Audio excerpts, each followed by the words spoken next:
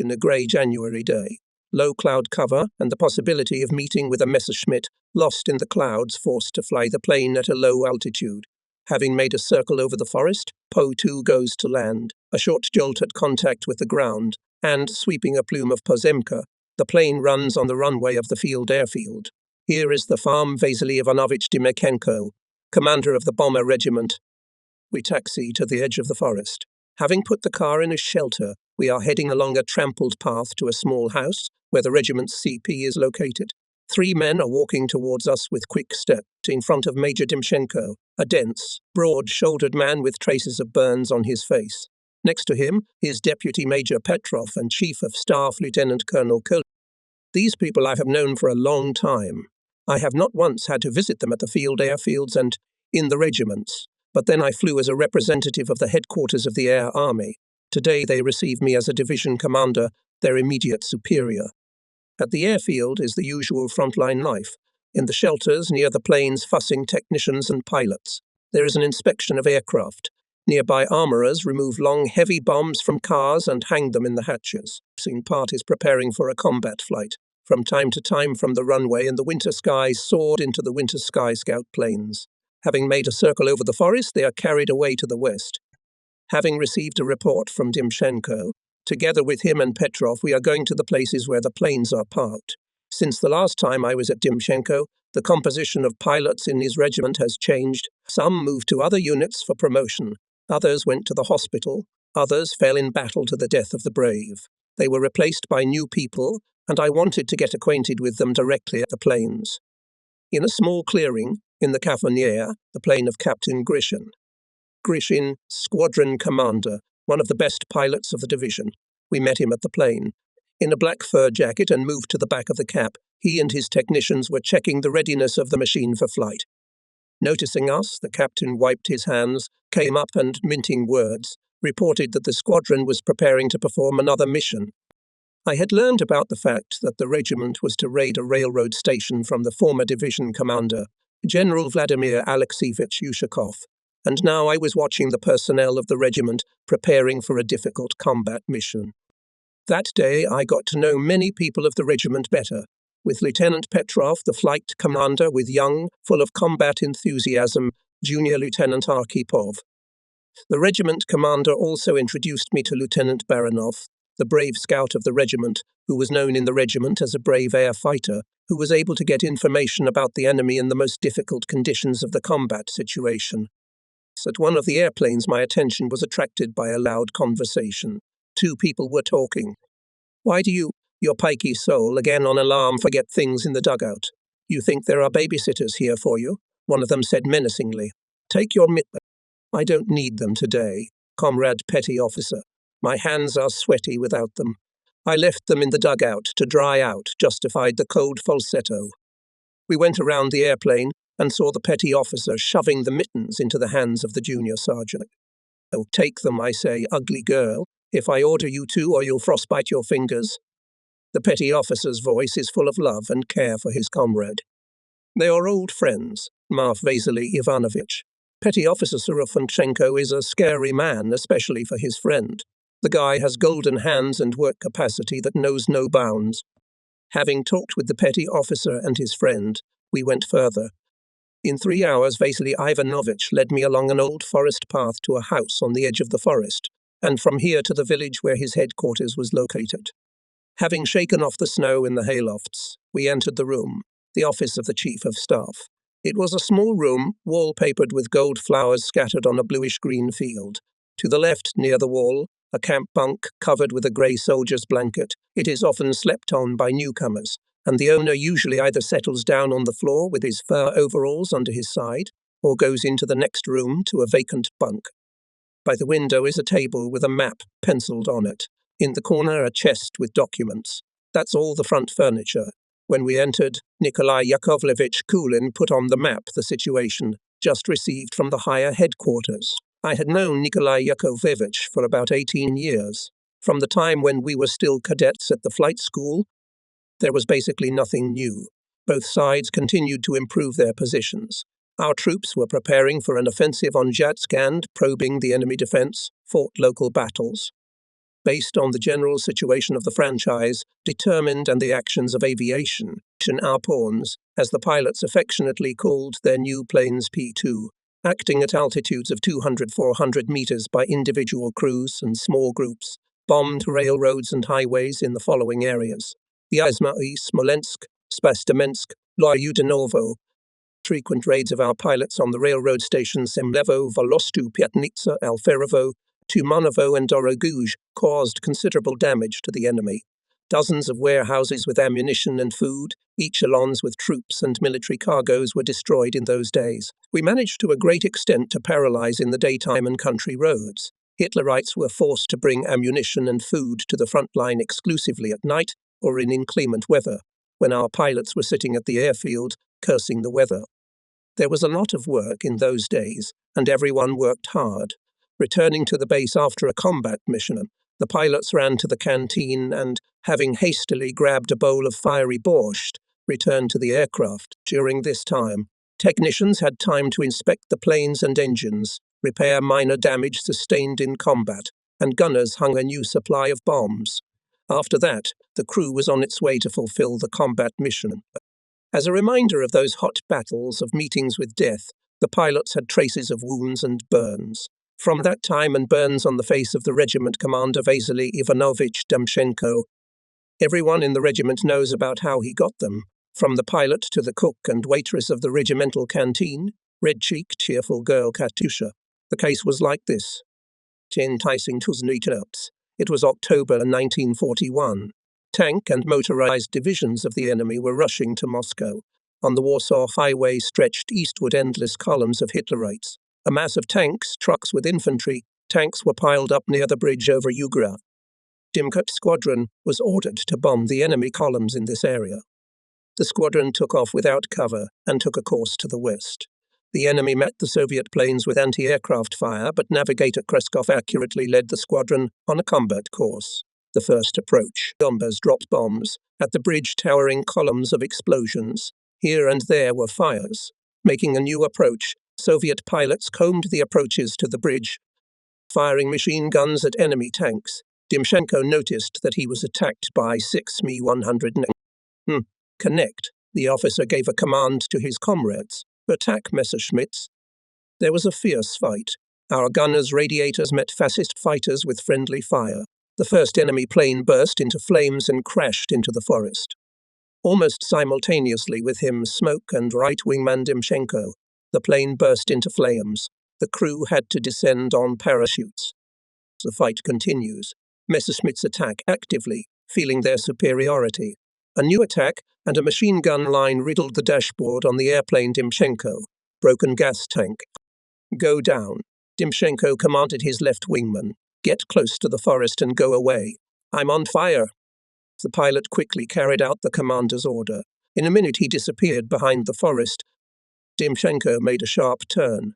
The altitude was falling catastrophically. The forest was surging. A moment more, and the plane, cutting off the planes of the tops of young trees, fell to the ground. It was all over. Waking up after the fall, Timchenko, lurching and groaning, climbed out of the cockpit and pulled out the flame-covered navigator. Both crawled away from the plane in the bushes and began to make bandages. The navigator's ears and hair were burned. When the wounded was well camouflaged, Timchenko ordered the gunner Radio Colin to go to the plane and keep watch, and himself stayed near Krustkov. Tolin ran away. Left alone, Timchenko went for the map. At that moment, 2 guys came to the edge of the forest. Timchenko called them, but the boys remained in place, scrutinizing the pilot. "Who are you?" One of them shouted at last. "Germans or ours?" "Hey, mother of my mother?" Timchenko burst out. "One does not recognize one's own?" Hearing the Russian speech, the guys ran up and immediately informed the officer that the Nazis were looking for the downed airplane. "But you, uncle, you have to leave." "Wait a minute." Both jumped up and disappeared behind the trees. Tolin came back. The pilots, lifting Krustkov, went a little deeper into the forest and waited. Time passed languidly long. Half an hour passed, but here among the trees glimmered women's dresses. It was the boys who had brought their teacher and her daughter. Both of them were watching the falling Soviet airplane from the village. As soon as the children told them where it was, Alexandra Gavrilovna Dobrokotova, and her daughter Rita went to help the pilots. The teacher immediately sent Rita to fetch a horse and stayed in the forest. She returned late in the evening. Kristkov, Dimchenko and Kolin were put on a cart, through hay and brought to the village. There was no doctor here, only a veterinarian. We had to call him. He came and gave the pilots first medical aid. At night, Alexandra Gavrilovna took Dimchenko and his comrades out of the village. A few days later, they arrived in Medin, where there were Soviet troops. Hotly thanked the pilots Alexandra Gavrilovna and Rita for the rescue. Later it became known that during the hard days of retreat, the Soviet patriots Dobrokhotovs saved the lives of many Soviet fighters and commanders. For courage and bravery, by the decree of the Presidium of the Supreme Soviet of the USSR, mother and daughter Dobrokhotovs were awarded Alexandra Gavrilovna the Order of the Patriotic War, and her daughter Rita the Order of the Red Star. This story about the rescue of the crew of a Soviet bomber in general outlines I knew long ago. But here in the regiment, I was told about everything in more detail, as they say, in all the details. I heard it, of course, not from Vasily Ivanovich himself, but from his co-workers, in particular, from the regiment's vice policeman Major Petrov. Having learned about our conversation, Dichenko grumbled for a long time that he didn't need publicity, and that nothing special had happened. And if anyone showed heroism in this case, it was not him, but his comrades, and first of all the teacher Dobrokhotova and her daughter Rita. However, no one paid attention to his cooing. Everyone knew perfectly well the major's modesty. In the evening I said goodbye to Dimchenko and flew to get acquainted with other regiments of the division. February 1943. After mighty blows of the Soviet armies on the Volga and in the Caucasus, Hitlerites' defense cracked at all seams from sea to sea. 1,000-kilometer front came in motion. More and more often we caught on the radio hysterical cries of Hitler's agitators about bitter frosts in Russia, about the necessity to equalize the front for reasons of strategic order invented by the genius of Hitler's general staff. Again leveled, smiling, reported to me the head of the operational department in the morning, pulling out another Inform Bureau report and information about the results of air reconnaissance. "What can you do? You'll have to equalize when you're driven in the neck." I laughed in response and began to study the situation. This information that we received in those days from our scouts were comforting. The enemy was retreating in many directions. In February, he began to withdraw, and on our section of the front, returning one day from a combat mission, the best divisional scout, Junior Lieutenant Asimov, reported that he saw on the roads leading to the front large columns of vehicles. The courageous pilot flew over some of them at a strafing flight to clarify what kind of vehicles were coming, empty or loaded. On the cars going to the rear of the enemy, the bodies and trailers were filled with various goodies. Doubts were over. The enemy was withdrawing, taking with him the looted property of the Soviet people. The scout's report was so stunning that we did not immediately believe in the accuracy of his observations, but the pictures taken by the officer said that it was exactly so. At dawn the next day, the division received an order from the headquarters of the Air Army to put planes in the air and prevent the systematic retreat of the Nazis, thus helping the ground troops to develop the offensive on our section of the front. In the afternoon, the commander of the 1st Air Army, Lieutenant General Sergei E. Alexandrovich Kudikov, flew to the division on his staff plane. Small stature, lively, energetic, with brilliant brown eyes, he was able from the very first minute of acquaintance to charm a person, to instill in him confidence in his abilities, to inspire him to a feat, not without reason in the army, which he commanded, in the courageous and brave people were never lacking. "Well, Eagles," he greeted the pilots as soon as the rumble of the propeller of his limousine Po-2 was silent. "A stomp, then, Hitlerites on the winter paths, not having bread. It is necessary to see them off, as it is supposed to good hosts, with goodbye gifts, bombochka, so that they would know how to enter someone else's house uninvited. A kick in the knee, so they'll always remember." And he made a vigorous movement of his leg, as if giving an invisible opponent a kick in the ass. The pilots laughed. "There will be no stopping for us, Comrade Commander." "Well then, let's begin." The general concluded this impromptu meeting. "Let's go to the headquarters to get the situation." Short days came. All this time the airfields lived a full-blooded combat life. Every day in the morning the crews went up into the blue or grey sky and hid in the west.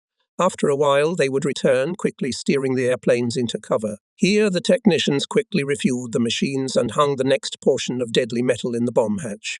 After that, the crews took off again and went on bombing. And so all day long, from morning to evening. Pilots did not spare themselves, not giving a minute of rest to the enemy. These days brought us the joy of victories and acute bitterness of loss of friends. Many of the best pilots did not return to their airfields. Some of them died the death of heroes in the air battle with the enemy. Others had to descend to the territory occupied by the Nazis, and thereafter long wandering joined the partisan detachments. And only loners, the lucky ones, made their way across the front line and returned to the unit. On one of February days, I was informed that the flagship plane of my deputy hero of the Soviet Union, Lieutenant Colonel Mikhail Ivanovich Martinov, had not returned from a combat mission. The lieutenant colonel flew from the airfield of one of the regiments of the division. Him were navigator Major Grigory Ivanovich Armashov and gunner radiator petty officer Ivanov. This message stunned all of us. We knew these men well, and no one wanted to believe that they could have died. A day passed, the second, the third. Our radio operators were intensively catching German radio stations, hoping that the Nazis would boast that they had shot down a Soviet bomber. Usually they rang about their victories in the air to the whole world. But this time the enemy was silent, and we were lost in guessing what could have happened to our pilots. But on the seventh day, when all hope for the return of comrades were lost, from the headquarters of the Army of Ground Troops reported that in one of the regiments are Martinov and navigator. For the pilots were immediately sent 2 airplanes from the division control unit. In an hour and a half, Lieutenants Kokemasov and Martishin delivered the missing men to us, to Kondrovo. We gasped when our comrades entered the hut, where the headquarters was located. Frostbitten, burned, swollen from hunger, they seemed to come from the other side of the world. Armashov was especially terrible, pale, overgrown with a thick beard, with deep-set eyes. In a few minutes, the hut was packed with people. Everyone wanted to see their comrades alive and unharmed, to know how they managed to escape from the clutches of death. The chain of command went to hell. My room became a club. Everything that Martinov told that evening, sitting on my bunk, was so heroic, so revealed the character of the Russian man, his courage and heroism, that I will try to tell about what happened, as detailed as I heard myself. That day, the flagship plane of the compound, piloted by Martinov, having taken off last from the airfield, took its place in the line of the trailing 9 of the regiment. In the flagship's logbook there was a record, the regiments gathering along the linear landmark, going from the airfield to the front line, passed quickly and clearly. The formidable airship sailed under the very edge of grey-layered clouds. Martinov and Armashov carefully controlled the accuracy of flight regiments to the target. Bombers were gaining altitude. Under the wings of airplanes lay the war-scarred Bryansk region. Slowly floated back wide forest, snow-covered glades with villages pressed against the forest. Here was a deserted strip of the front line, zigzags of trenches and wire fences, hillocks of bunkers. And finally, the land occupied by the enemy. Into the column of bombers, Hitlerites met with strong anti-aircraft fire. But so far there were no losses. There were a few seconds left before the start of bombing. Armashov turned on the camera to photograph the results of the bombing. The target is covered. The navigator of the lead 9 reported by radio to the control center of the compound that the bombing strike was carried out accurately and in a timely manner. That day I twice asked the headquarters of the Air Army to allocate fighters for direct cover, but I received an order to fly out, with the explanation that the area of our combat operations would be covered. We knew that there were not enough fighters. Taking advantage of the fact that there was no direct cover, Messerschmitts at high speed attacked 9 Soviet bombers. At this time, Martinov dive-bombed the target. The bombs whistling flew downward. Dropping the bomb load, the crew failed to fight back, and a trio of enemy fighters set the plane on fire. The machine burst into flames, but Martinov still decided to reach his own. He leveled the plane and drove it to the east. However, the altitude inexorably fell, and the flames flared up. All the pilot's attempts to shoot it down were unsuccessful, but the front line is not far away. A little more, and he will sit down to his own. At the last moment, the plane, as if tripped over a bump, shuddered and went down.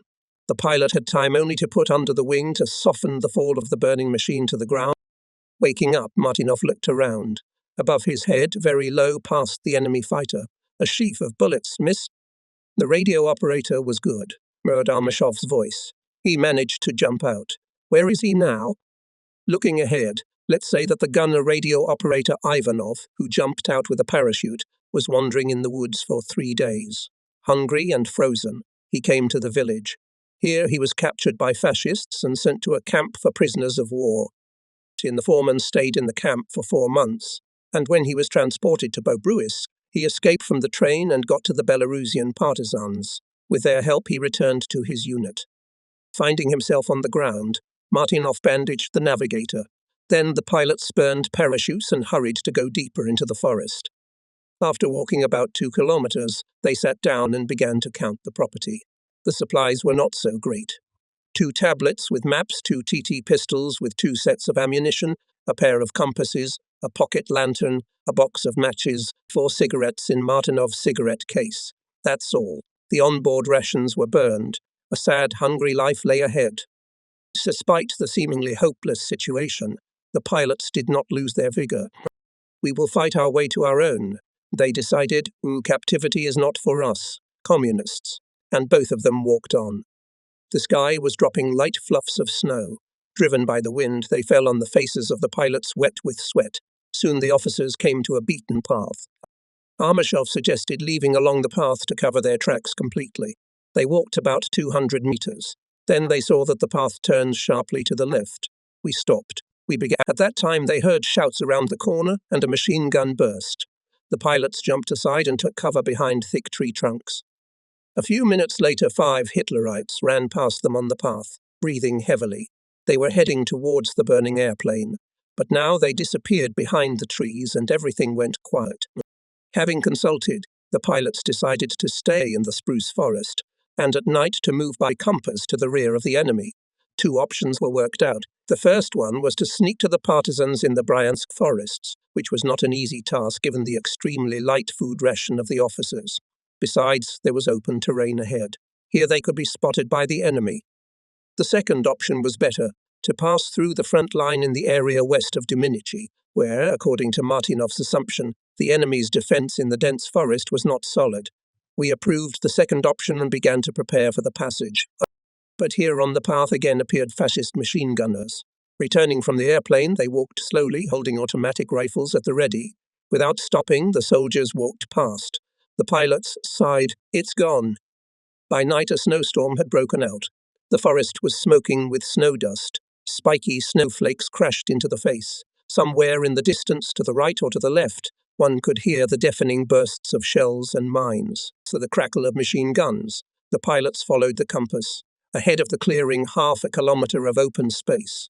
They lay down and crawled on crawl. Twilight helped. In 2 hours, Martinov and Armashov crawled to the woods and burrowed under the bushes in the snow. Almost all night, the pilots did not sleep a wink, lying in their unreliable shelter. They lay there and the whole next day. Hunger made itself felt strongly. As darkness fell, the officers tightened their belts and set off again. For a long time, they waded through the snowdrifts, breaking through the blizzard. In the darkness, they almost ran into an enemy sentry. Good thing he heard the rustle and shouted. The pilots froze in place and drew their pistols, but the sentry, seeing no one, calmed down and began pacing around the dugout again. When he disappeared around the corner, Martinov whispered quietly to Armashov, "At the second coming of the sentry behind the dugout, we leave immediately." The German, bypassing the dugout, again appeared before the eyes of the pilots and then again hid behind the dugout. Without wasting a minute, the officers began to cautiously crawl away. Finding themselves behind the far trees, they, ducking, ran into the forest. On the way they came across a telephone wire. With anger they cut it off. Let the fascists talk now. An hour passed, and the pilots, sneaking through the forest, again heard the German conversation. Around was the enemy. Again they had to camouflage in the snow. This time they burrowed under a fallen pine tree and threw dead wood and snow on themselves. We lay there for another 24 hours. We withstood together with Hitlerites' bombing of our stormtroopers. They bombed great. The anti-aircraft battery of the enemy was completely destroyed. With the onset of new twilight, Martinov and Armashov went further. Hungry, exhausted, they continued to move forward. After midnight, the February blizzard began again. It seemed that the inhuman efforts of the 2 brave men were waste. They could not cope with the raging elements. but the men went against the elements. In sea into the town, they came across an abandoned dugout. By all signs, it was long forgotten by Hitlerites. But still, just in case, the pilots, having climbed into it, threw on themselves various junk. During this 24 hours, they slept by turns with nervous but strong sleep. Another evening came. Having honestly divided the third cigarette in half, Martinov and Armashov smoked. It was necessary to go on. By the dawn of the fifth day, they were already quite close to the front line, 3 kilometers away from them, on the other side of the swamp and small woods. There was a fierce battle. The pilots saw how clearly our Katyushas were working, how accurately the Soviet artillerymen were sending their shells. However, even here they did not manage to get to their own. They went further. The sixth day on the road. Late in the evening they got to the swamp. The seventh night came. It was snowing with drizzling rain. Our artillerymen were continuously firing at the enemy. Shells began to burst not far from the pilots. The friends fell to the bottom of the trench and sat in it until the firing stopped. Night, rain, tedious, cold, fascists are occasionally firing sporadically. Here and there rockets soared into the sky. 2 exhausted men are crawling between 2 wire fences. Here is no man's land, a neutral strip. Here is the river bank. Cautiously crawling 2 officers on the ice. Here are their barriers. Both start talking loudly so that the observers in our trenches will hear Russian speech and not fire. After sitting for a while, both got up and ran to their barriers. Here they were stopped by infantrymen. The combat opened his eyes wide when the soldiers brought him 2 pilots. What are you on the wings over the mines flew over? But the pilots did not answer any. They were dead tired. An hour later they were both taken to the headquarters of the Rifle Regiment and then by airplane here to us. March. Hot combat suffering does not subside. Bombing sorties continue at an ever-increasing pace. Now we are no longer as lonely and defenseless as in the first days of the war, when one bomber went on a combat mission without cover. The actions of our pilots are reliably supported by the fighters of General Zakharov's division. We have a particularly close relationship with the fighter regiment, which is commanded by Lieutenant Colonel Anatoly Emelyevich Golubov. During this period, as a rule, not a single flight on a combat mission does not pass without the fact that we were not supported by his pilots. Joint combat work brought people closer together, soldered them into a single strong team. Close cooperation of fighters and bombers to minimize losses. We began to lose fewer people in combat. Golubov himself was a frequent guest in the division. Our pilots have already begun to consider him definitively their own. No Golubov, and as if someone is missing. However, there came a time when the 261st Air Regiment had to part with him temporarily. True, for a short time, but still. One day I was called to the apparatus. It was Major General of Aviation Pronin, Chief of Staff of our Air Army. Accept guests, he said. The division is attached to the Squadron of Fighters Normandy. Familiarize pilots with the situation at the front with the techniques of enemy aces. From this day you will have your own guards, laughed into the tube General. And what about Golubov? We will have to be temporarily separated, joked the Chief of Staff of the Army. Nothing can be done. The war. Today, by the end of the day on the Lie to wait for people who are not part of the French crews, technicians, translators. Try to create decent conditions for them. Have a good day. I left the headquarters completely discouraged. It's a joke to say, by evening 1 batch of Frenchmen will arrive, by morning wait for the second one, and there's no time to create decent conditions for them. But I don't have to wait. I sit down in my Po-2 and fly from Kondrov to Polotyanty Eniany Zavod, to Dimchenko's airfield. He has better conditions for accommodating guests than in other regiments of the division. Markov's regiment stood then not far from the town of Yuknov, which had been defeated by the fascists. Osipenko's and Gavrilov's regiments, near the burned villages of Fatyanovo and Aduevo, and Kostyev's regiment, at some distance from was preparing young crews arriving for replenishment for combat. Vasily Ivanovich took the news of the arrival of the French with his usual calmness. Well, if it is necessary to accept, we will accept. If it is necessary to teach how to beat fascists, we will teach. If only there were good people. There's room for everyone in the war. He immediately called the commander of the Airfield Maintenance Battalion, Lieutenant Colonel Shevchenko, and ordered him to prepare 2 houses on the edge of the forest to accommodate the guests. Here they will be most comfortable, he explained. We explained, and airplanes nearby. and to the canteen a short walk. And ours will be transferred to peasant houses. It's not bad there either. It didn't take long to persuade the pilots to move. Having learned that the houses are transferred to French comrades, they quickly packed their belongings and moved to the place of the new cantonment. In the remaining hours until evening, the soldiers put the huts in order, cleaned the floors, brought in iron bunks, covered them with soldiers' blankets. Our waitresses and liaison women also contributed to the common cause. Shell casings were taken from somewhere, paper flowers were made, white curtains were hung on the windows, and all this in just 2 or 3 hours. Truly, if a Russian man wants to receive guests, he himself will be smashed to bits, but he will receive them for real. To whom, but to our Aho, the arrival of guests is only good for us, laughed Timchenko, checking the work of housekeepers. Look how they cleaned up. The sun was already setting behind the jagged edge of the distant forest when the Laitu descended on the runway rolled by heavy rollers. He brought the first batch of Frenchmen. The first one who introduced himself to me was a doctor, a medium-sized, cheerful blonde man with a typical Russian face. On closer acquaintance, it turned out that he was really our compatriot. His parents had once emigrated to France. That's where Dr. Lebedynsky grew up and studied. Mon Colonel, he exclaimed excitedly, shaking my hand. How glad I am. Ah, how glad I am that I was fortunate to be able to defend my homeland from the enemy together with you. The doctor desperately mixed Russian words with French ones, but they did not lose their charm.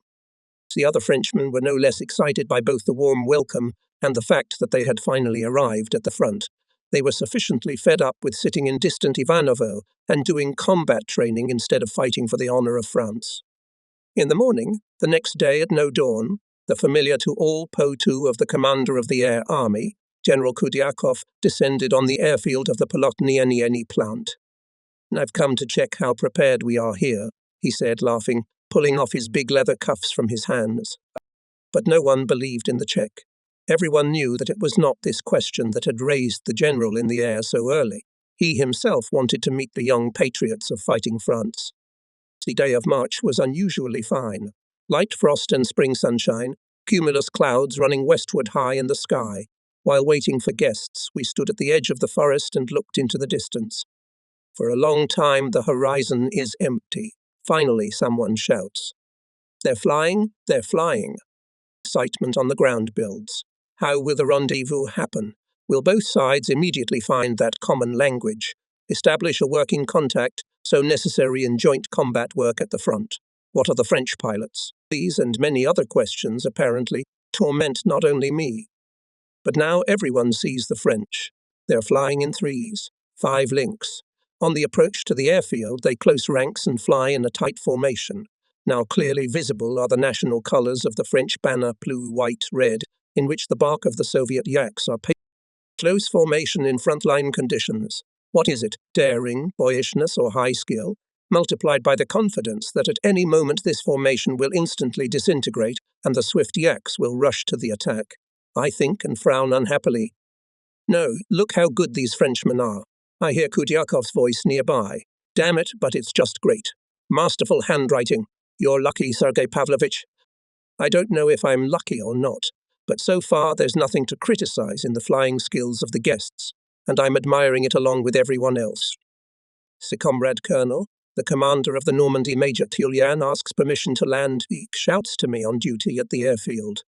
I authorize, I say, not taking my eyes off the airplanes going to the airfield.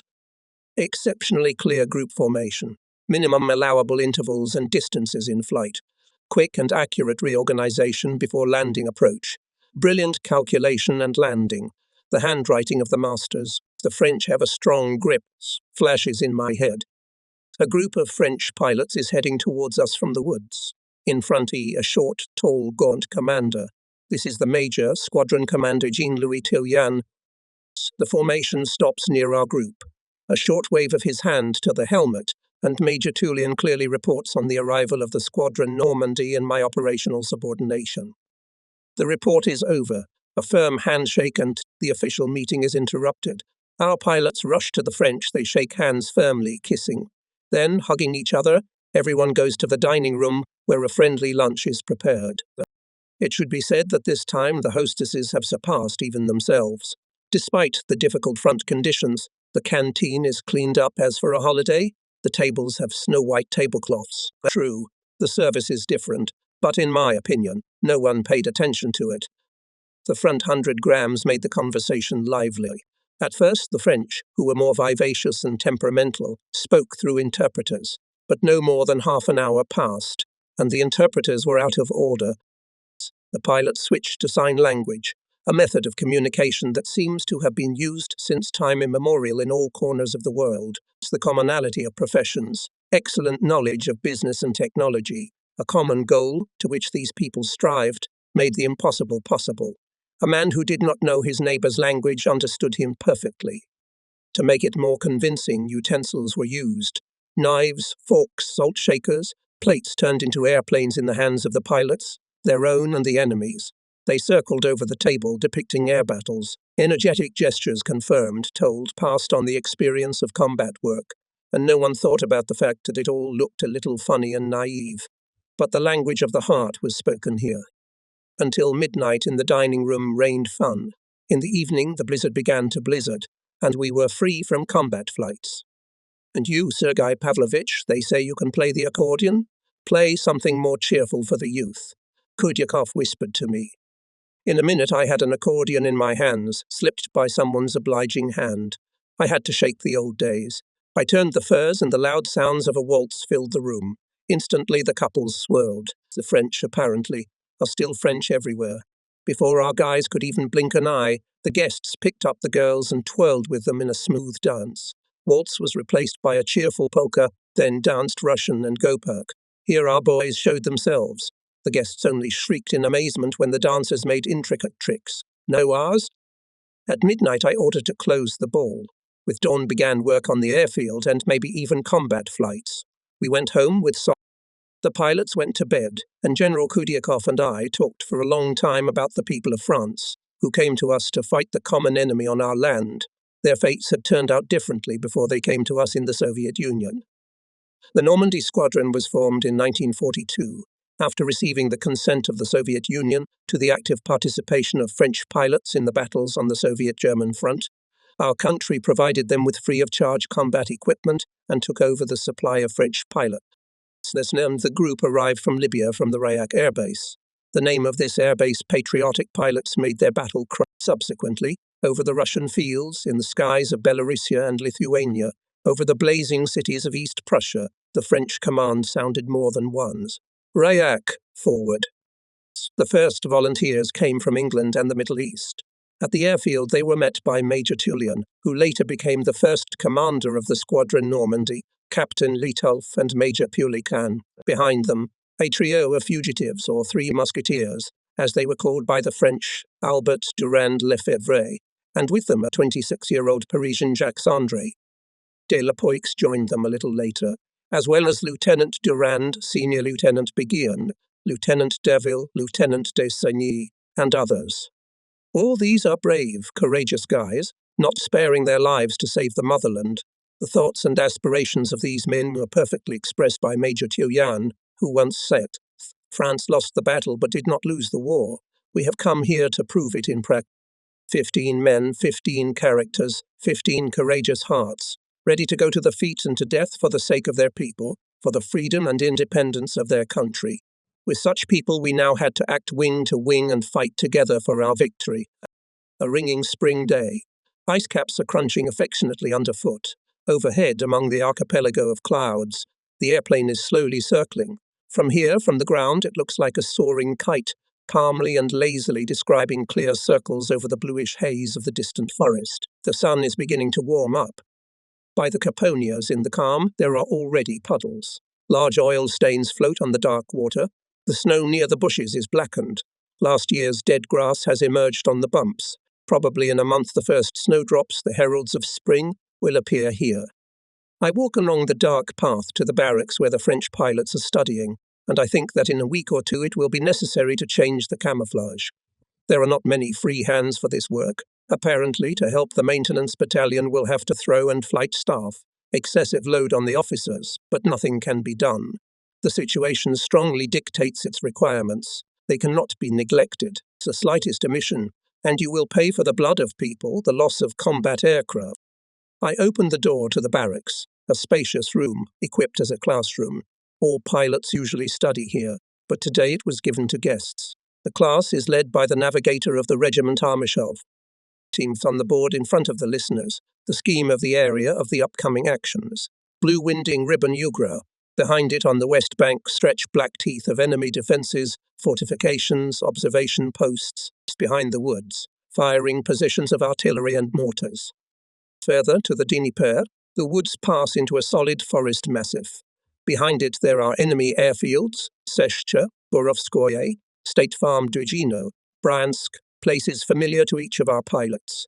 Some of us flew there for bombing, others before the war lifted their airplanes from their runways. Now these airfields are used by the enemy. From here he makes raids on the front line of our troops. From here air pirates take off, heading for the bombing of Soviet cities. All this is now showing the French-Soviet navigator. Armashov tells interestingly, but the lesson does not stick. The French are half-voicedly talking among themselves. The thing is that our officer speaks Russian, then his words are translated by an interpreter. All this takes a lot of time. So far, looking at the bored faces of the pilots, it is easy to guess that they would gladly send to hell this kind of training and rush to the planes.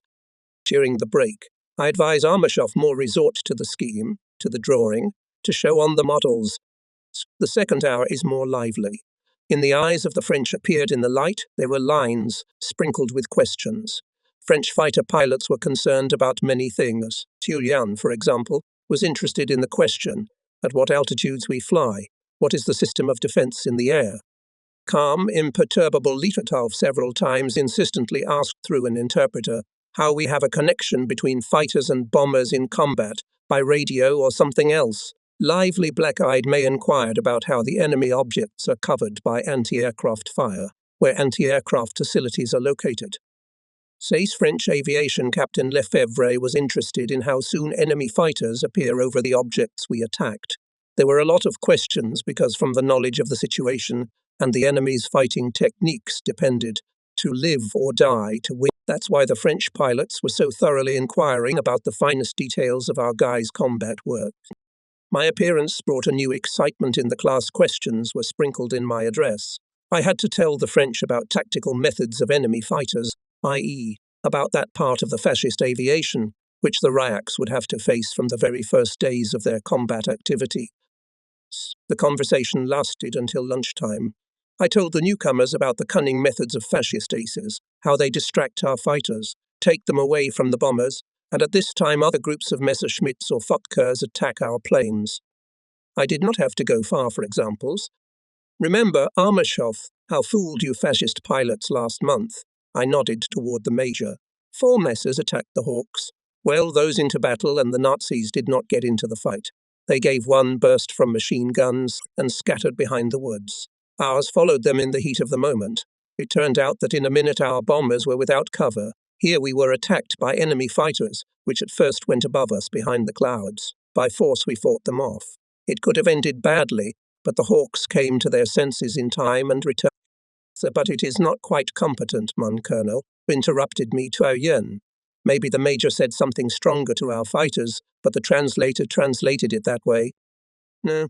Tell the major, I asked, that in war there are not only feats but also mistakes. Mere mortals and heroes make them. But I wanted to make as few mistakes in the air as possible.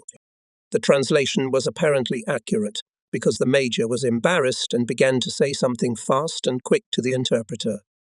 After a minute, the interpreter replied that Major Tyan asked to say that he did not want to offend or in any way reproach the valiant Russian aces. We shook hands and peace was concluded. After lunch, the French held classes at the head of intelligence, Major Polovinkin. He told the young pilots that on our section of the front operates fighter group Melders, which Hitler's command attached to his ground group center. The group contains the most trained Nazi pilots, the aces, who have a lot of air battles on their account. The message of the scout was received by the French with delight. This is great, they shouted. Ace, this is for us. The eyes of young Frenchmen sparkled. The excitement did not subside soon. All the following days in the barracks Normandy only and talk was that of the upcoming battles. Youth was bursting into the air to fight with the enemy. However, to be fair, it must be said that young Frenchmen did not find any special desire to accompany the Russian bombers. Each wanted to go on a free hunt, where the pilot is responsible only for his actions, for his life, and can fully show his combat skill, courage, and high-flying qualities. Such sentiments of our friends were little suited to the conditions of front life of that period. In those days, the enemy aviation was still strong, and the situation required not a free hunt for individual enemy pilots, but massive strikes of bomber aviation on airfields where it was possible to destroy at once dozens and hundreds of enemy aircraft. In addition, the bombers were assigned the task to make massive strikes on Hitlerite resistance nodes on the front line and on numerous columns of enemy vehicles bringing ammunition and food to the front. Therefore, the main thing that was required from the fighters was to support the bomber aviation during its raids on enemy targets. Of course, with such thoughts as the French had, there was nothing to think about the successful fulfillment of combat missions. We did our best to explain to the young pilots their mistake, to prove that their opinions are wrong. It was not easy to do this, because the French did not understand half a word of Russian, well, and we as much in French, and we with Colonel Dubrovin, my deputy on political part, sitting after a hard day of fighting in the headquarters, often puzzled over how best to do it. We argued a lot and for a long time. In disputes the truth was born, we found ways of work, and we did what sometimes seemed impossible, and I must say we did it well. Not without reason, later Jean-Louis Tullien often said that the Russian pilots taught the French to respect the tactics of their aviation, and that it was a pleasure to work in tandem with a Russian bomber. But while we achieved this recognition, we had to spoil a lot of each other's nerves. Day after day, and the difficulties gradually smoothed out, people leapt one to another, looked at the methods of work of each. Based on this, they built their work, created new methods. But more about it later. On the fourth day, I was torn away from the papers by a sharp call. It was Dimchenko. "No, comrade colonel. The French strongly request to fly the planes in the airfield area and, by the way, to get acquainted with the nearest landmarks," wheezed in the tube. The request of the regiment commander caught me, as they call it, by surprise. I received a strict instruction from the army headquarters, without his permission not to let the French in the air unless it is not necessary. It is impossible to say that there was such a need, but people are urgently asking for it. "Wait at my say Dimchenko. In half an hour, call again. Maybe the situation will become clear." After talking to the regiment commander, I call the commander. I report so and so. The French are asking for air. "Well, say." He replies, "You try. But warn, let them go beyond the zone of the airfield hub. Not a step." I sigh with relief. One part of the problem is solved. Now, how to explain to French friends that they are obliged to accurately fulfill the instructions of the senior chief? I call Dimchenko, and as sternly as possible shout into the tube that the flight is allowed, but that everything was in order in the air, no fighting and no emergencies. "So warn me." Dimchenko obediently sighs into the tube, and I feel sorry for him. We both know that we demand the unthinkable. After all, enough to appear messers, and the French, forgetting all the instructions, will rush into battle. Would we do otherwise? The conversation was in the evening, and the next morning our French went up in the sky. The squadron commander, Major Jean-Louis Tullien, and Captain Albert Litolf. These guys were worth one another. The commander of the Normandy, Major Tullien, an experienced pilot, well mastered the technique of aerobatics. On his account, even before coming to Russia, was a few enemy planes shot down by him in the African skies. In his homeland, he graduated from the military school of St. Cyr and Versailles, flying school. After graduation, the young officer was sent to Libya, where he first met with Hitler's pilots. Thus, the first bits of combat experience Jean-Louis Tullien acquired even before arriving at the Soviet-German front. In nothing inferior to his commander-deputy Tullien, Captain Albert Litolf. This is a pilot of high class. He came to us, already having on his account a dozen of Nazi planes shot down by him. Among the French about the bravery and courage of Captain Litolf went many stories. He was admired and proud of old experienced air fighters and very green youth. This man gave all of himself to serve his country, and not without reason his life motto were the words of the famous French pilot Guénon: "Nothing is given if everything is not given." And now both pilots are sitting in the cockpits of their airplanes ready to fly. The regiment commander gives the last admonitions, asks not to expose themselves to reckless risk. The conversation goes through an interpreter. Tullien smiles politely and nods his head as a sign that everything is clear to him. Timchenko approaches Litov's plane. The same conversation follows, the same warnings. In response, a friendly smile from Litov and a wave of his hand, shackled in a huge leather cuff. The engines roar like mad. A wave of the starter's flag and the yaks soared into the blue March sky, circle over the airfield, and they disappear behind the edge of the forest. The remaining pilots on the airfield scattered to their places. Now we can only wait to see how the first acquaintance of the French with the sky on our front will be. At first glance, it seems as if nothing happened here. Just 2 fighter pilots took to the sky. Such flights happen to us every day and many times. However, if one were to look closely at the people on the airfield now, the pilots, technicians and gunners, it would not be difficult to notice that the soldiers and officers were seriously worried about those who had flown away. Time was running out. The clock showed that the French pilots should have long ago returned to their airfield, and they are still not here.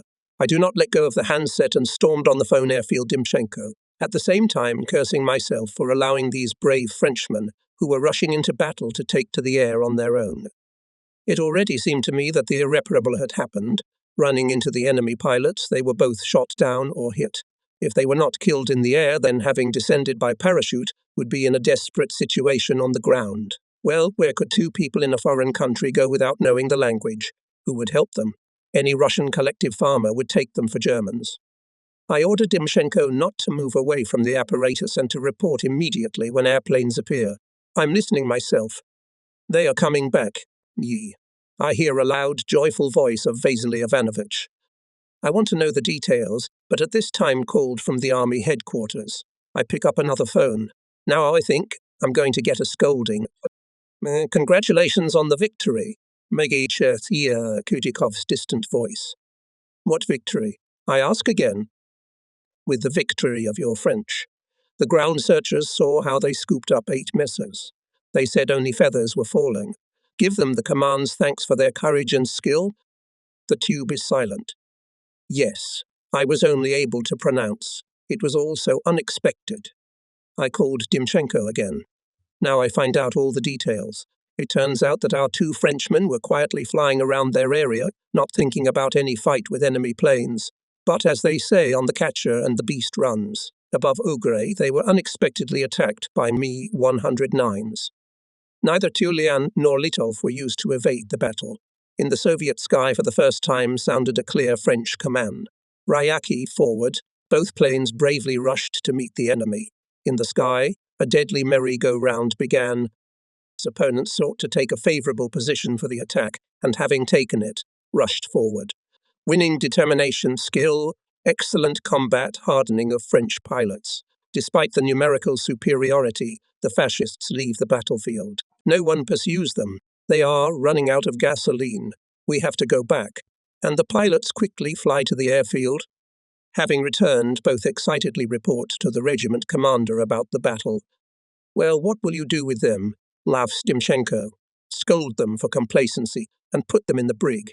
And if you think about it, you would have done the same thing yourself. Well, you can't judge the winners.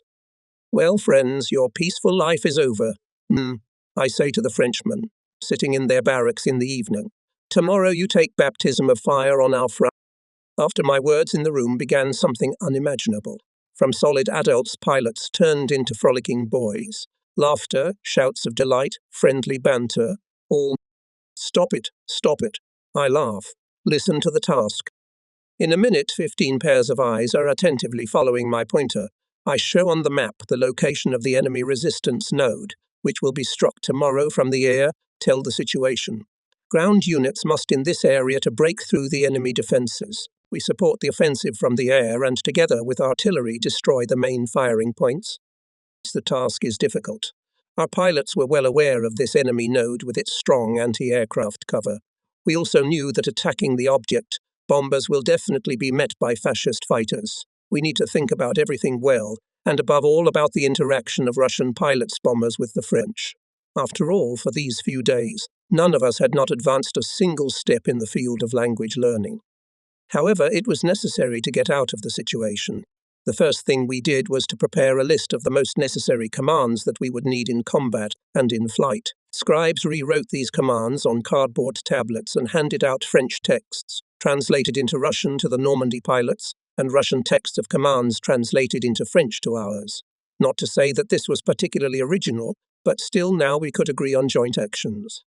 As soon as the tablets were ready and handed out to the pilots, we for several days practiced with them to interact in the air, studied the location of the object to be bombed. Only after making sure that people know their task perfectly, I reported to the Army headquarters on the readiness of the regiment.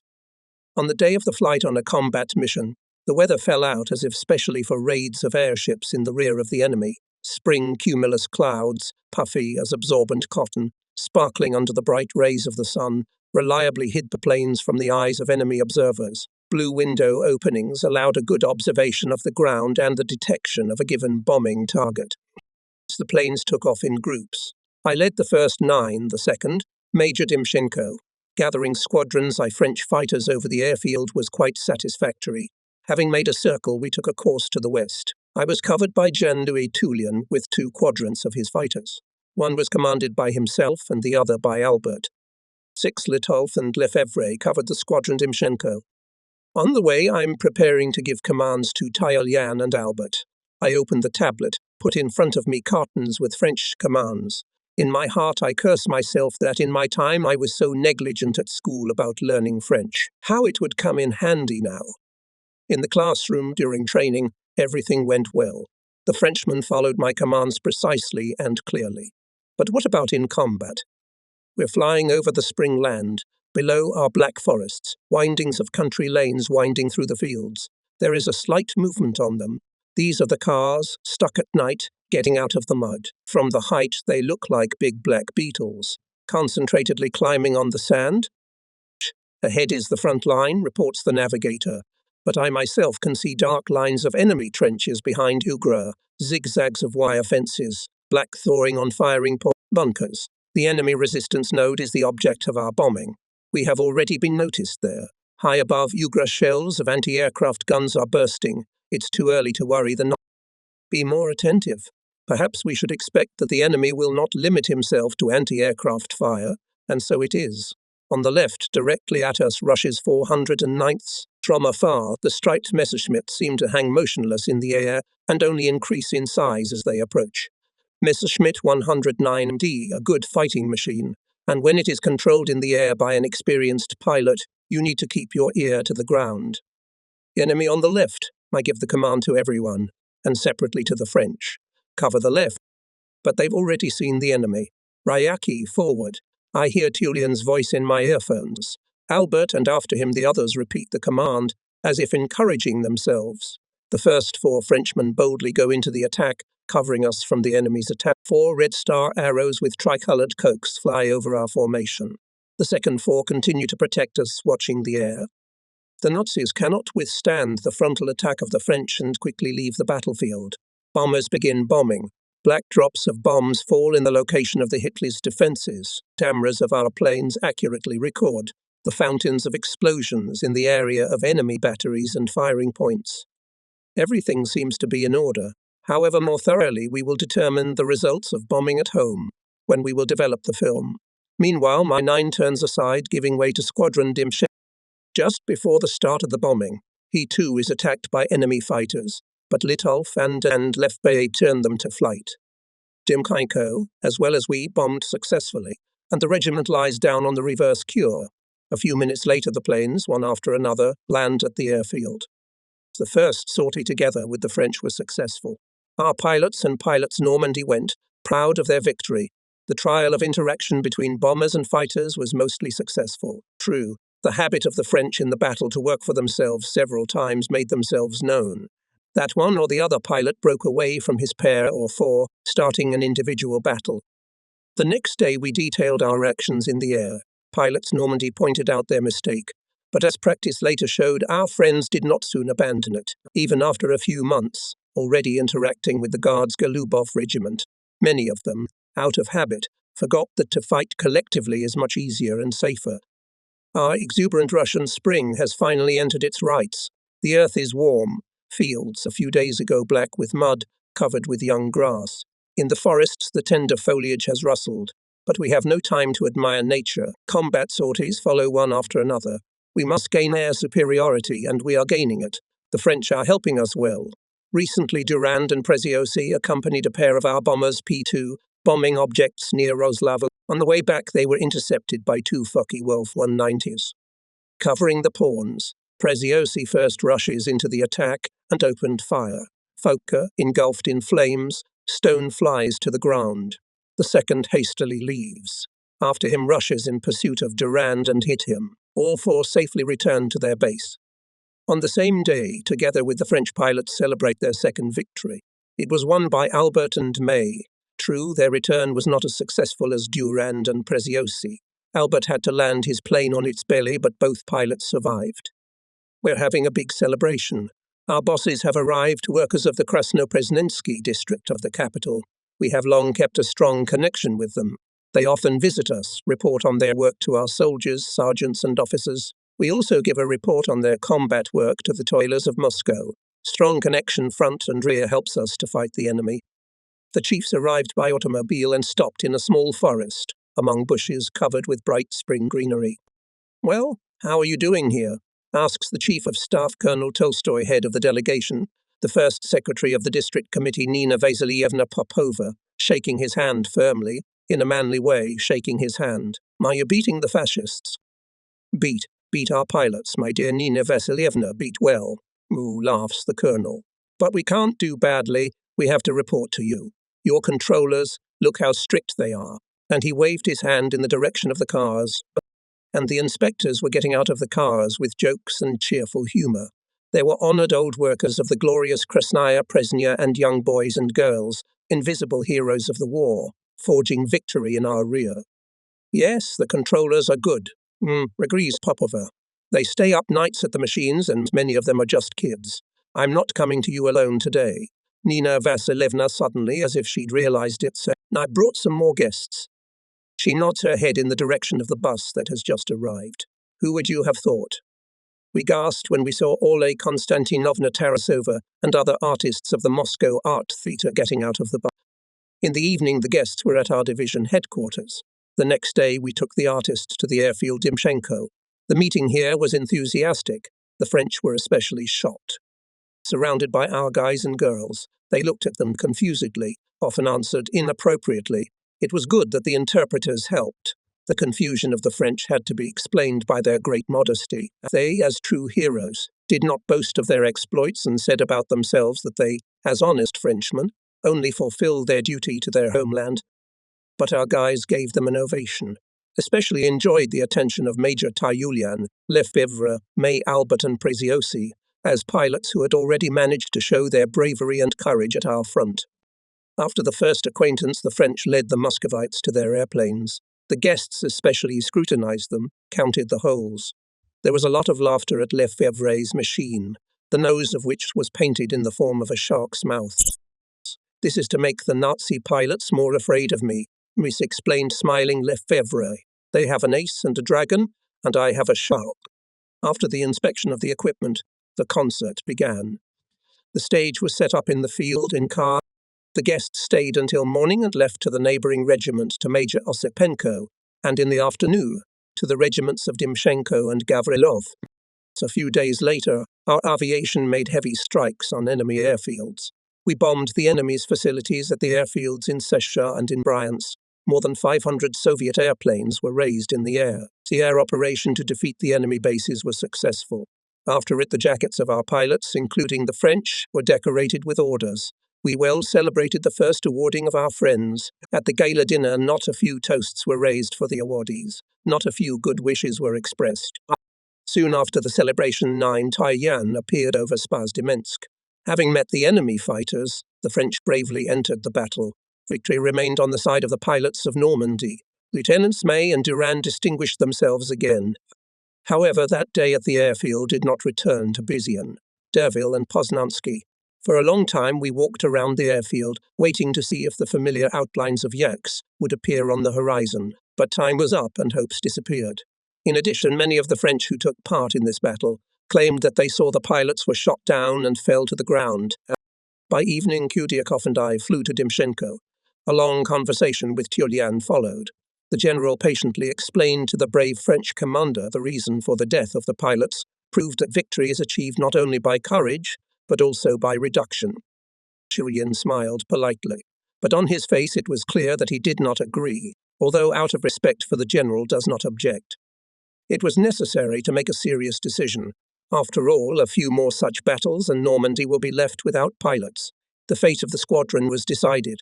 It was transferred to the 303rd Division in the Guards Fighter Regiment to Golyubov. It was hard for our guys to part with the French. During these months, pilots, technicians and gunners got used to them, found a common language. The French were reluctant to part with us. What can be said, but the front friendship, cemented by blood. A great nothing. General Kudyakov consoled them in farewell. We still have to fly and fly together. Today we have a very hard day. We are burying one of the oldest commanders of our division, Major Petrov, Deputy Regimental Commander. Sadly stood people in formation paying last honours to the hero officer, a group of Frenchmen headed by Major Turbulent. Having learned about the death of Petrov, they flew here from a new airfield to say goodbye to the man who taught them a lot, and above all to love their country and hate the enemy. Major Petrov died this way. On a warm June day, his group, covered by the Squadron Normandy, flew out to bombing. In a clear formation of airplanes approached the target. The enemy met the Soviet bombers' strong anti-aircraft fire. Having broken through the veil of bursts, Major Petrov ordered to prepare for bombing. The bombing began. At that moment, the group was attacked by Messerschmitts. Shooters' radiators opened heavy fire on the enemy planes. In the battle entered, and the French. Here is already one yellow-bellied, with green stripes enemy machine flashed and went to the ground. The pilots continued to bomb. Down here and there swelled clouds of black smoke. They covered the parking lots of enemy aircraft. Anti-aircraft guns continued frantic shelling, but everything was already done. The enemy airfield was almost destroyed. Petrov turned the group and led it back. The commander's plane was almost out of the zone of fire when the navigator felt how the shrapnel exploded near anti-aircraft shells hit the car.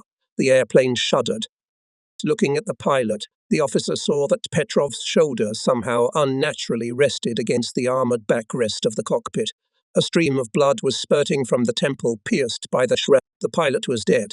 The machine began to fall haphazardly. A few seconds more, and it will hit the ground. The navigator instantly reached for the steering wheel, then slipped his foot into the strap of the right pedal. Obeying the not quite sure hand of the inexperienced pilot, the airplane, waddling and swaying in the air, lay on a reverse course. But a lone machine is an easy prey for fascist fighters. Not a few seconds later, as the gunner radiator Pukov already anxiously shouted, "Merchant Commander, there are 2 fighters on the right," to knock the enemy out of the sight. Navigator later told me, I did the most unthinkable maneuvers and turns with a decrease. And the fascist vultures, having smelled a sure prey, persistently continued their attacks. It was good that Pukov drove them away from the plane with accurate bursts. Knocking sharp maneuvers of the enemy from the sight, the navigator drove the car to the front line. A little more, and he will be over his territory. At that moment, Pukov reported that he saw on the counter course for Yakovlev. It was returning French pilots who rushed to the aid of a bomber in trouble. They bravely attacked enemy fighters. One Messerschmitt was hit. The second quickly disappeared behind the clouds. Late in the evening, the plane, piloted by the navigator, approached the boundaries of the airfield. Here it was met with fire their anti-aircraft gunners, taking our car for the enemy scout Messerschmitt 110. From afar, their silhouettes were similar to each other.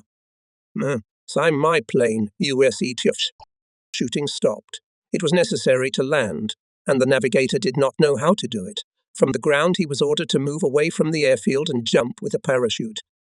The crew landed successfully. A little later, the navigator and gunner radiator were at headquarters and told how Major Petrov died. Farewell salute salvos sounded loudly over the native forest.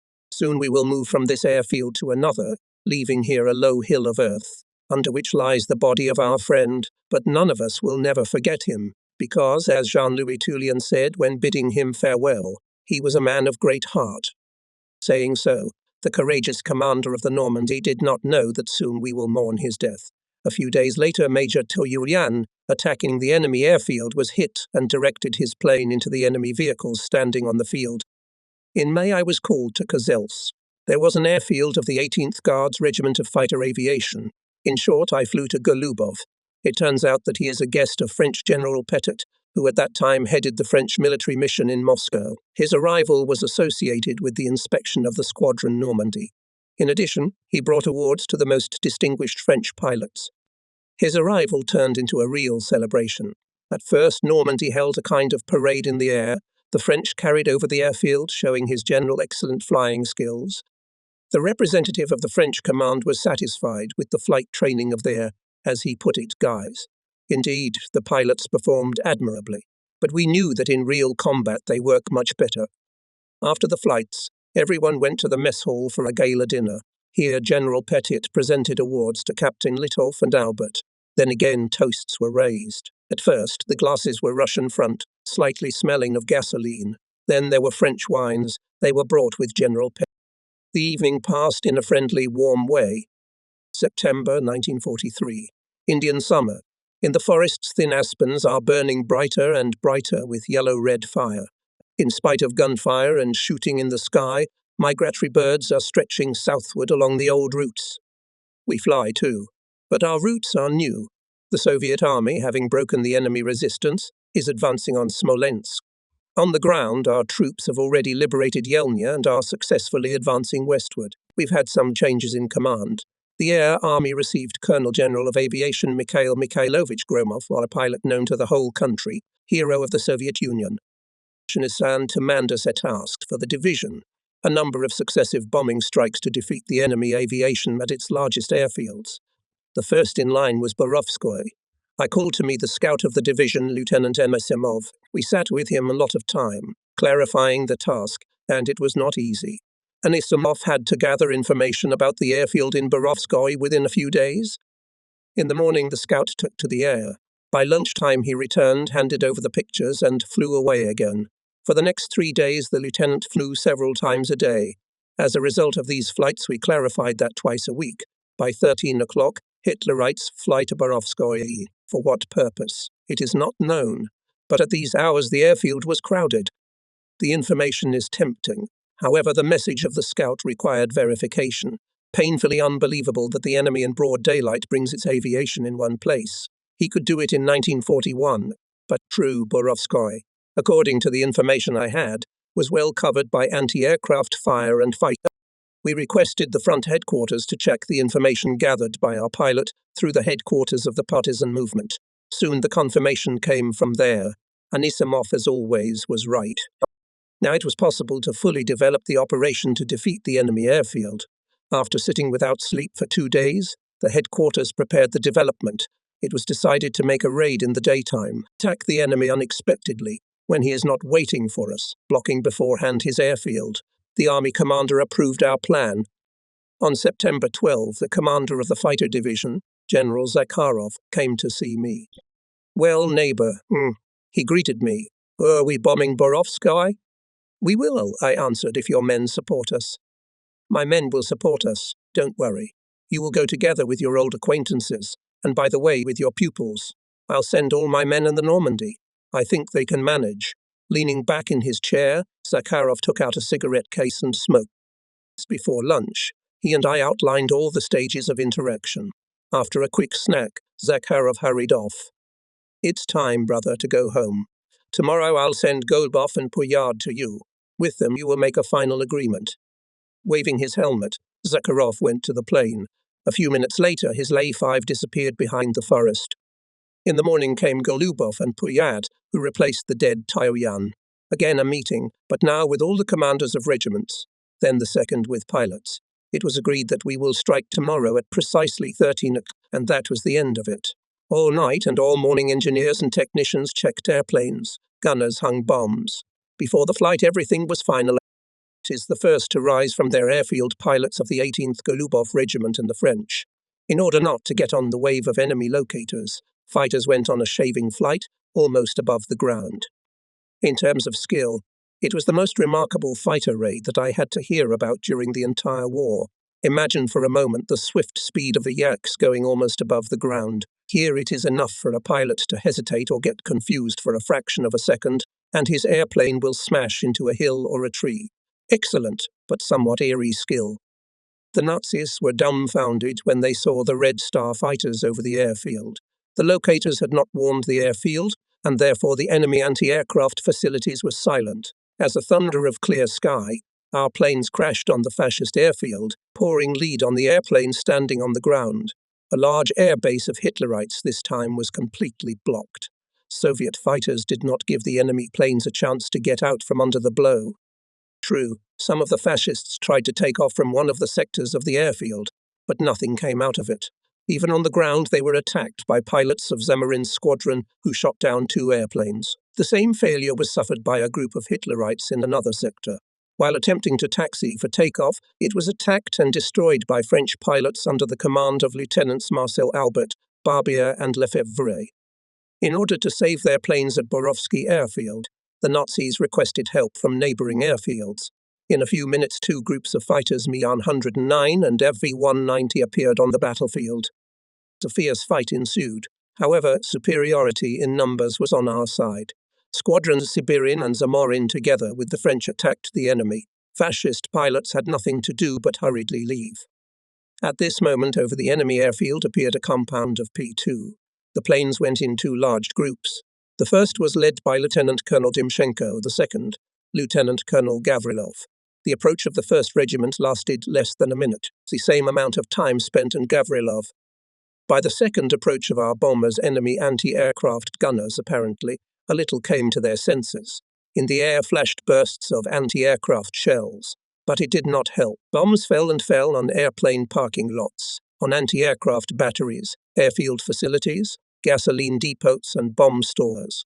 Over the fields and forests stretched clouds of fiery black smoke. Below, everything was burning, crackling, exploding, illuminating the sky with purple spores. In the evening, we struck the Borovsk airfield again, and again we were covered by pilots of the 18th Regiment and the French. Hot summer days. The Soviet army successfully develops the offensive in Belarusia, having broken out into the operational space. Motorized infantry and tankers are rapidly advancing. We, pilots, also have to roam from one airfield to another. The clear interaction of aviation with ground troops requires us to be close to the infantry, as our pilot said then, laughing. In these days of the offensive, our pilots showed a lot of courage and high skill in battles with the enemy. Despite the huge successes of ground troops, the Nazis continue to stubbornly resist not only on the ground, but also in the air. Air battles, as a rule, were brutal and bloody. By this time, both we and the pilots of the Normandy suffered irrecoverable loss. While performing a combat mission, fell to the death of the brave commander of the bomber regiment, Major Markov. July 16, 1943, in the squadron Normandy died Captain Litov, and just a day before that in the area of Znamenskaya heroically died Major Tuyuryan. To replace the fallen heroes' pilots came young people, stubborn, courageous, not knowing fear in battle, always ready to help their comrades. In those days, among the fighter pilots and our bombers was a well-known tragic case, which occurred with the French pilot Desagne. We all admired the courage and heroism of this man. I first learned the details of his death from the division commander, General Zakharov. Here is what he told. In one of the sunny days, pilots Normandy flew to a new airfield. The airplanes were boiling with excitement. There were jokes and laughter. They gathered for a short time and therefore took with them only the necessary. Together with everyone was preparing for the flight Lieutenant Desagne. He was a very interesting man. He came from an old noble family. His compatriots called him a baron. I don't know if Desagne was really a baron, but he was a fine man, and most importantly, very brave, which was especially appreciated at the front. Now he was going to fly his plane together with mechanic Belozub. It must be said that, despite the difference in origin and views on politics between these two people, French nobleman aristocrat and Russian working boy, established a warm friendship. Belozub took very careful care of his pilot's airplane. It was enough in time not to return Desagne to the airfield, as his mechanic was already anxiously looking at the sky, trying to notice the familiar contours of the plane. When the Frenchman returned, Belozub could stay up all night long, preparing the lieutenant's plane for the next combat mission. Desagne also treated his mechanic warmly in a friendly manner. My Frenchman, though a baron, but smart, Belozub often told his comrades. This day mechanic Belozub, as many times before, climbed into the fuselage of the airplane without taking a parachute. It was not far to fly, and with a parachute in the fuselage cannot be placed. The signal was given for the next group to take off. Together with all Desain took to the air, heading for a new airfield. The plane went low over the forest, so as not to attract the attention of enemy fighters. Over one of the woods where the grouping of Hitlerites was surrounded, Desain fired from the ground. Incendiary bullets set fire to the engine. The airplane burst into flames. But despite the fire, the pilot stubbornly continued to drive the car, trying to get to the airfield. It's not so far away. It will be possible to go to land. And at this time at the airfield, confusion. The commander of the Normandy, Louis Delfino, seeing that the plane Desaino, embraced by the flames, ordered him to jump with a parachute. "I cannot, my commander," replied Desain. "May I have a Soviet mechanic Belozub with me? He has no parachute. I'll try to land." The excited Frenchman stepped away from the microphone. He was shocked by the drama that was playing out in the sky. He was replaced by Soviet engineer Major Agavlian. First in French and then in Russian, he ordered Desain to leave the plane. But it happens that sometimes the power of simple human friendship is stronger than an order. The French pilot Desain did not obey this order either. In mortal danger, he did not leave his Soviet friend.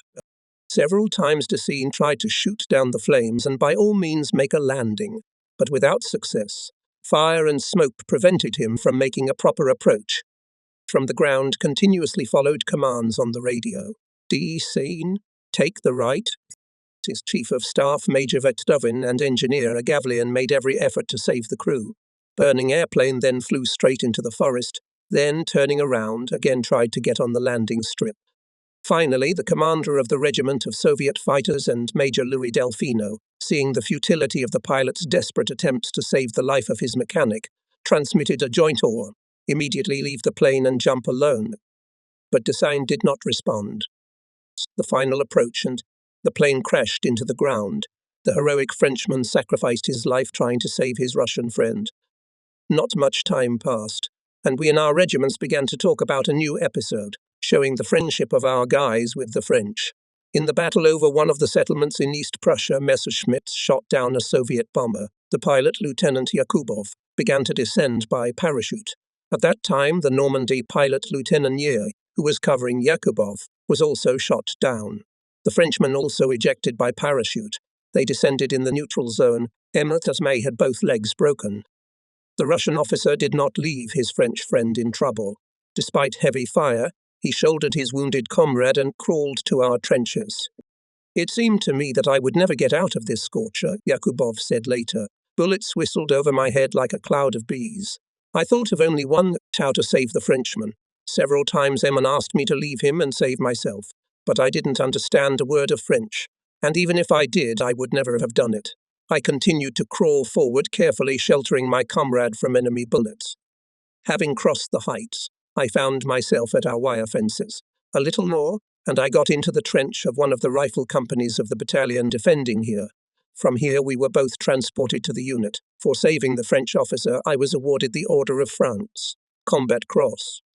On May 28, 1944, in the area of Vitebex, for some unknown reason, the plane of our common favourite pilot Lefebvre, who was returning from a combat mission, caught fire. The brave pilot in gasoline-soaked clothes still managed to reach the airfield and land the machine. Disaster struck a minute later when the pilot opened the cockpit lantern and air rushed in. Lefebvre burst into flames.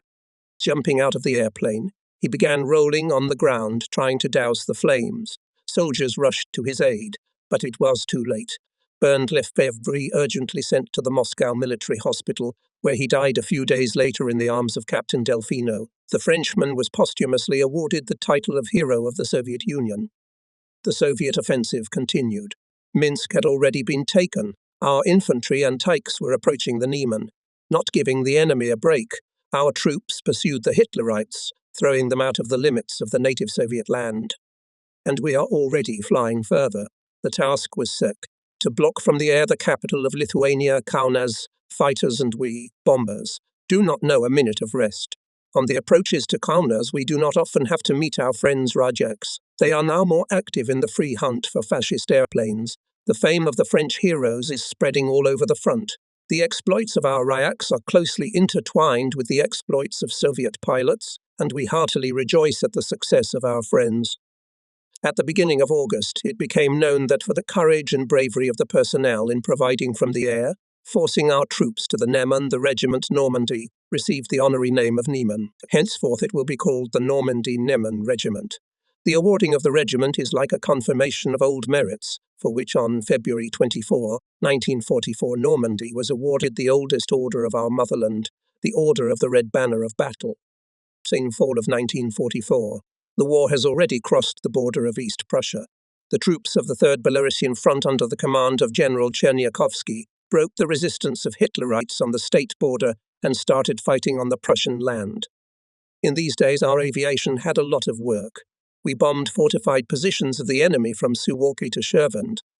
One of the first bombing flew out a connection of bombers of General Tuchev. They were covered by Golubov's regiment and the French. The first target, the airfield Juxtion. Guardsmen of the 18th Fighter Regiment and French pilots distinguished themselves then. They flew out to cover the 2nd Tank Corps, which was on the offensive against a large fortified knot of Hitler's defences. Not flying to the target, Golubov noticed on the horizon 50 Junkers 88. They were accompanied by a large group of fighters. Soviet pilots went on the attack. Pilot Serezhin and his comrades split the line of enemy bombers. The battle began. Whirlwind centres of fights quickly moved from one place to another. In this battle fearlessly acted pilots Danilenko, Barsukov and Repik. While on the first floor was fighting with bombers, the 1st Squadron of Hero of the Soviet Union, Guards Major Sibirin and fighters of the Regiment Normandy Neman and attacked Focke-Wulf's 190, which accompanied their bombers. As Golubov told me later, it was a gorgeous battle. It lasted only 5 minutes.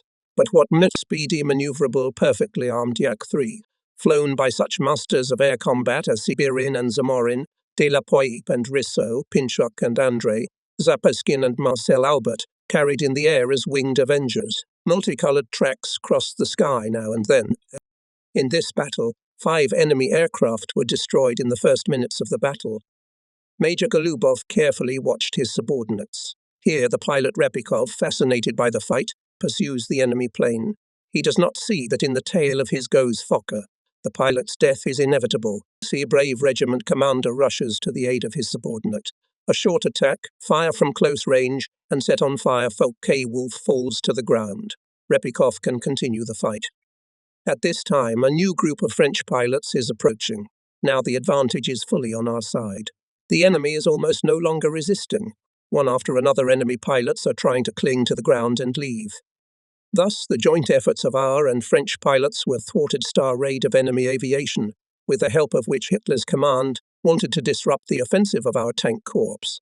On that day, Golubov's pilots and the Normandy Neman Regiment shot down 48 enemy planes without losing a single man. February 5, we bombed Königsberg. Together with Soviet fighters, we are again covered by old friends Ryaks, pilots of the Squadron Normandy Neman. The raid was very successful, despite the fact that the enemy anti-aircraft artillery was very active this time. Already on the approaches to the objects of the bombers, met a barrage of Nazi anti-aircraft batteries. Focke-Wulf's appeared without delay. However, we had already accumulated considerable experience in blocking enemy airfields, and we successfully coped with this task. In this battle, the French lost Lieutenant Pona, one of the young pilots who had arrived at our front not so long ago. We also lost someone. When we bombed Nazi targets on the Niemen River, our combat commander Major Zaitsev died. We buried him in the cemetery in Kaunas. March 19.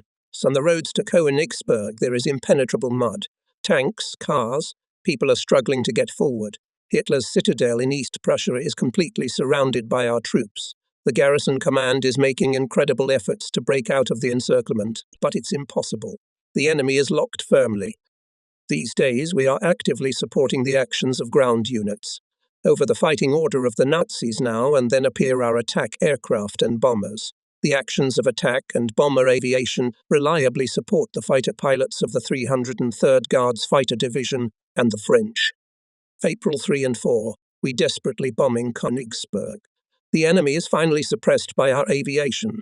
Communication in the garrison, as then told the head of the Königsberg garrison, Hitler's General Laisch, was in the first days of bombing completely destroyed. Our pilots managed to paralyze and the enemy defense in the forts. On April 9, 1945, Königsberg fell. Soviet divisions rushed to the last stronghold of Hitlerites in East Prussia, the port. Here, in one of the battles, the French pilot Lieutenant François de Joffre was shot down by the enemy fighter. The battle took place over the Frischgarf Bay. The airplane, followed by the pilot himself, fell into the water. Only 2 weeks ago freed from. For many hours, the officer was in the water. His excellent athletic training saved him. François de Joffre swam like a fish.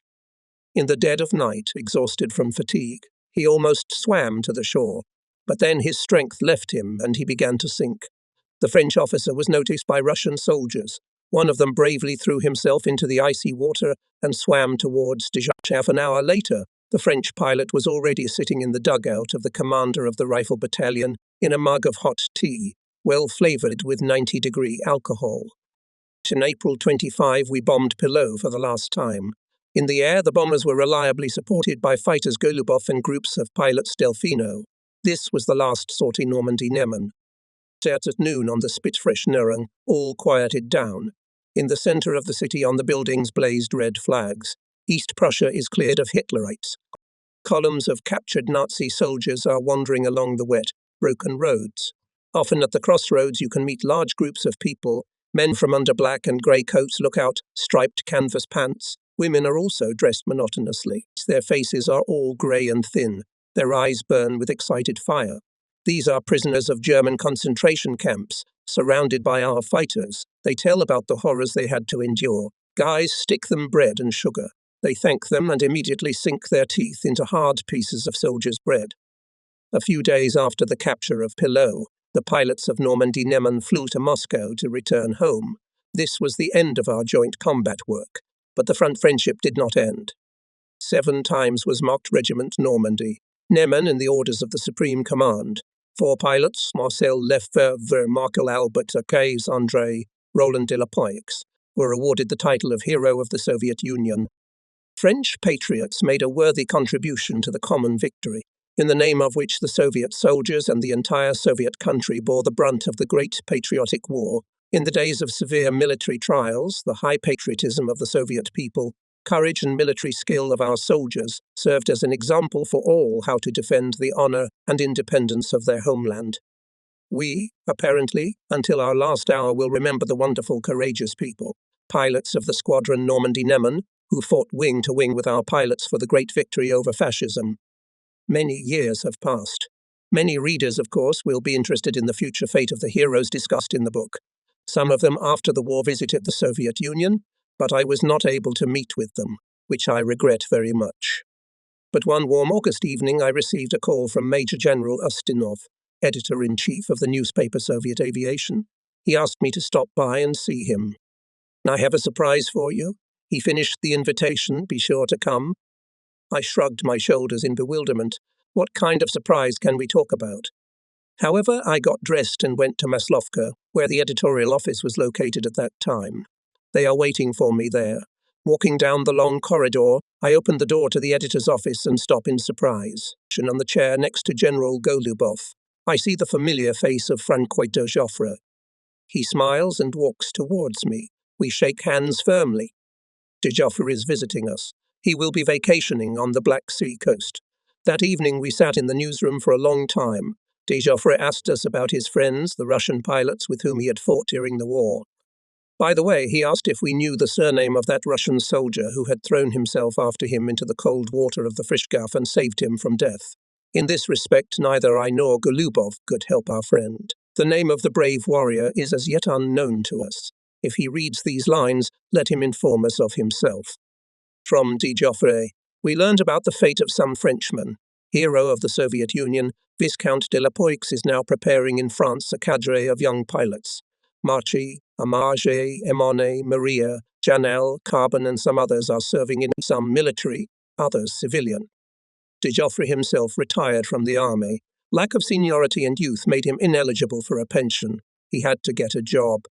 At one time he served in Asia as a pilot on rubber plantations, then in Venezuela, a pilot at the geological detachment. Both CAT, yes. I was looking for gold, but I didn't get rich, he laughs. Now, as I understood him, he is more engaged in literature. His book Normandy-Neman was published in France, in which he tells about how French pilots fought on the Soviet-German front in military aviation are now serving Cufo and Jacques-André. The handsome Marcel Albert, according to Jaffre, married favourably and went to America. General Petit, who headed the French military mission in Moscow during the war, now heads the France-USSR Society and is well known in our country as a courageous patriot and a convinced supporter of Franco-Soviet friendship. Soviet people have deep feelings of friendship and respect for the glorious people of France, for its heroic sons who fought against Hitler's invaders for their homeland in the skies of Russia. When asked by the Frenchman what we know about Russian pilots, I told him that the regiment commander Lieutenant Colonel Dimchenko, Navigator Krustkov, Chief Engineer of the Division Engineer Colonel Zakhanov, Navigator Armashov, Lieutenant Arkhipov left the army after the war. All of them work in production. Hero of the Soviet Union, Lieutenant Colonel Martinov, Regiment Commander Gavrilov are now generals and continue to serve in the army. In the army, hero of the Soviet Union, former Major, and now Major General Alexander Medvedev, Major General Gobov and Major General Zakharov, like myself, are in the reserve. They live in Moscow and are always happy to see their French friends. We meet with these people quite often. Last time, at the festive table, we had this idea. It would be good for the veterans of the division to gather in Moscow every year. We decided to hold the meeting on Pushkin Square, at the monument to the great Russian poet, on the first Sunday of May. I would like to dream that at one of these meetings together with us will be someone from the regiment Normandy-Niemen. We will shake hands and sing our favourite song, the song about the Squadron Normandy. And how good that song is. I'll come to Paris. I'll go to all the houses. I'll go under the ground. I'll find a Normandy pilot there. We'll continue our old conversation. We fought for what was right, camaraderie. We hate any other kind of war. Don't be deceived, Frenchmen. And keep your oath. We've flown alone in the skies. We've lost friends in battle. And to those who have lived, we must remember them and be friends. This is a song of friendship. It is cemented by hot soldiers' blood, spilled in battles against fascism in the name of peace and happiness of nations. We must always remember its words.